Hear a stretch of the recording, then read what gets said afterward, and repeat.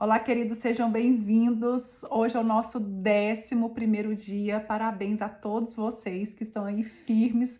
Passamos da metade. Então, isso é uma boa notícia. Se nós conseguimos até aqui, nós vamos concluir, né? Conseguir concluir com êxito esse propósito que o Senhor tem colocado no nosso coração, entendendo aí um pouquinho mais sobre o que é, de fato, esse período de transição, como tomar posse da nossa terra prometida.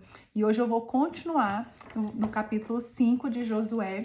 Nós vamos ler hoje dos versículos 10 ao 12. Curtinho, mas tem muita coisa legal. Na verdade, eu estou muito animada com esse texto de hoje, porque o Senhor falou muito comigo e eu creio que o Senhor vai estar falando com vocês. Hoje nós vamos entender um pouquinho o que é a terra que mana leite e mel. Vamos ver um pouquinho sobre isso.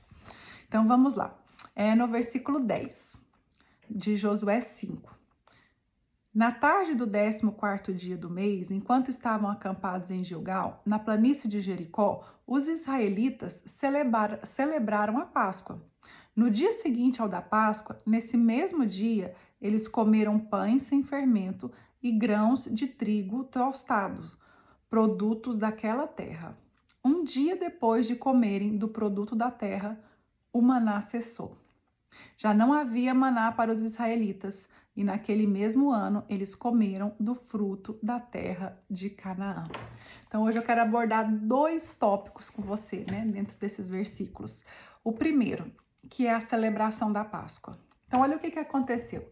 Eles vinham do Egito, chegaram ali em Jordão, cruzaram o Jordão. O que vai vir depois, gente? Se você olhar lá, a continuação vai ser a queda de Jericó. Então eles vão enfrentar uma batalha. Mas antes de enfrentarem a batalha, eles viveram o milagre, se circuncidaram, recuperaram ali. E aí, antes de enfrentar a batalha, eles fizeram o quê? Celebraram a Páscoa.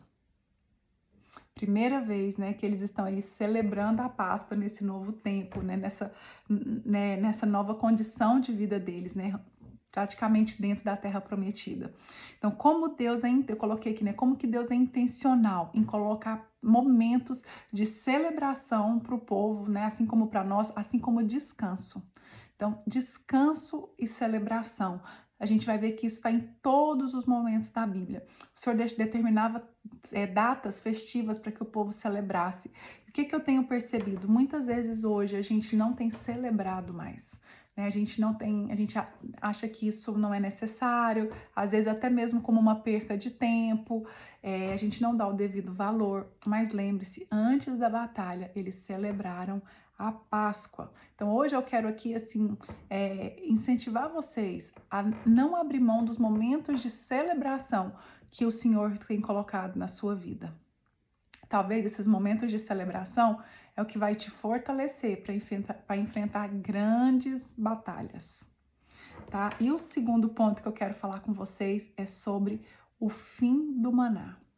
Esse fim do maná é uma coisa que por muitos anos eu fiquei me perguntando e meditando sobre isso.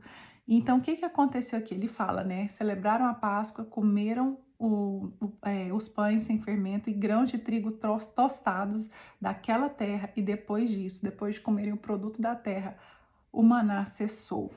Então, o que isso simboliza para nós? Que eles estão num momento de transição em que até a provisão está mudando. Então, antes, eles acordavam todos os dias, tinha aquele maná ali para eles. Eles não podiam pegar uma porção a mais para o dia seguinte, porque o maná apodrecia, mas na sexta eles podiam pegar o dobro, porque eles não podiam trabalhar no sábado. Agora não, olha só, acabou o maná. E agora? O que será que vai acontecer com eles? Será que eles vão passar fome? Será que é isso? Que o Senhor tirou eles dali para passar fome? Não. Aí ele ainda fala, né, que ele, no final, aqui ele coloca assim, ó, e naquele mesmo ano eles comeram do fruto da terra de Canaã. Então eu quero trabalhar um pouquinho com vocês esse momento assim de mudança de provisão, tá?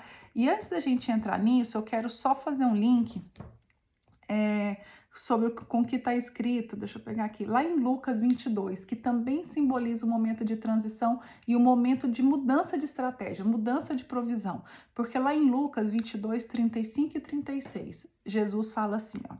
Então, o que tinha acontecido aqui? Deixa eu só dar o contexto aqui de Lucas. Eles tinham tido a ceia do Senhor, né? Então, tinham tido a ceia ali com Jesus. Jesus estava acabando de falar que Pedro ia negar ele. Então, Jesus acabou de falar que Pedro ia negar e ele coloca. Então, Jesus lhe perguntou: quando eu os enviei sem bolsa, saco de viagem ou sandálias, faltou alguma coisa? Nada, responderam eles. Então, Jesus lhes disse: mas agora, se você tem bolsa, leve-na, e também saco de viagem. E se não tem espada, venda a sua capa e compre uma. Ou seja, então lembra que, ó, lá, ali naquele, enquanto Jesus estava com eles ali naquele momento, eles não precisavam de nada disso. Mas agora Jesus está dando outra ordem. Olha, aquilo ali valeu para aquele tempo. Agora é um outro tempo. Agora para esse outro tempo vocês vão precisar de outros, né, de uma outra provisão. E a mesma coisa aconteceu aqui. Então antes eles tinham o maná. Agora eles não têm maná mais. Eles vão ter que trabalhar naquela terra, eles vão ter que cultivar, porque eles são donos, Deus está dando a terra para eles. Então, quando você é a dona da sua casa, você cuida da sua casa, você tem que limpar a sua casa, você tem que checar tudo, se alguma coisa estraga, você que conserta. Agora, quando você está passeando, quando você está de passagem por algum lugar, não é você que precisa cuidar da manutenção, dos detalhes ali, não é verdade? Mas agora Deus está dando a terra para eles. E como que é essa terra? Eu posso não ter o maná ali chegando todo dia, mas eu estou indo para uma terra que o quê? Que mana leite e mel. E nós vamos estudar o que quer dizer essa expressão que mana leite e mel. Eu estava dando uma olhada, essa expressão, gente, ela aparece cerca de 20 vezes no Antigo Testamento, né? Então vamos lá, leite e mel. Eu não vou conseguir ler essa palavra aqui em hebraico, eu vou tentar, mas desconsiderem aí alguma coisa que fala assim, ó, Eretz Zavat Shalav Udevash. Ai, meu Deus, se tiver alguém que entende hebraico aqui, deve estar falando, meu Deus, essa menina está falando tudo errado. Mas se escreve mais ou menos desse jeito. E quer dizer o quê? Terra que flui, leite escorre e mel goteja, né? Então, esse Zavat, que é a segunda palavra, quer dizer fluir, escorrer continuamente. A gente sabe, gente, que isso não é literal, né? Não tem um rio de leite lá, né? Correndo no meio da Terra Prometida. A gente sabe que isso é uma figura, né, de linguagem, ele é uma metáfora, é alguma coisa ali para você criar uma imagem, né? E essa imagem, quando você pensa, uma terra que mana leite e mel, o que é essa imagem? É uma imagem de abundância, fertilidade, capacidade de sustentar a vida, prosperidade agrícola, estabilidade econômica. Gente, se tem leite, você faz tanta coisa com leite, meu Deus. Plenitude da bênção de Deus. Então, isso que significa esse a terra que mana leite e mel, tá? Então, é um tempo de fertilidade, um tempo de abundância, de plenitude da bênção do Senhor. Então, quando eu penso no leite, vamos lembrar, gente. Gente, não é leite longa-vida, aquelas caixinhas que a gente abre e já vem pronta. E não era leite de vaca, tá? Ali, provavelmente, era leite de cabra e leite de ovelha, né? E os seus derivados. Manteiga, queijo, essas coisas que eles deveriam fazer ali também, tá? Então, isso, o leite, ele significa o quê? Fartura do rebanho, terras boas para o pasto, porque se você não tem pasto, o leite não, o gado não, o gado, ó, a ovelha e a cabra não vai dar leite, né? Uma vida confortável, um sustento constante. Então, se tinha leite, gente, né, quer dizer que tinha uma chuva adequada, os pastos verdes, os animais eram saudáveis e tinha riqueza agropecuária. Então, ali o leite ele simboliza isso. E o mel? O que significa esse mel? Vamos lembrar também, gente, então assim como eu não lembro do leite de vaca que eu tenho hoje, não é o mel da abelha que a gente come hoje também. Gente, lembra, é outro contexto, né? Então, o que acontecia ali? Qual que era esse mel? Era o mel da tâmara e o mel do figo. Eu nunca tinha comido mel da tâmara. Eu tenho esse mel aqui, eu achei no supermercado um dia e é muito gostoso. Muito, ele é um pouco mais espesso assim, mas é muito bom, tá? Mas é diferente do mel de abelha que a gente conhece. Acho que tenho os dois. Acho que amanhã, que agora que já tá bem tarde, amanhã eu vou fazer um story no meu Instagram e vou mostrar a diferença para vocês dos dois mels, tá? Dois mel ou dois méis? Ixi, agora eu não sei mais, hein, qual que é o plural de mel, mas eu vou mostrar para vocês a diferença.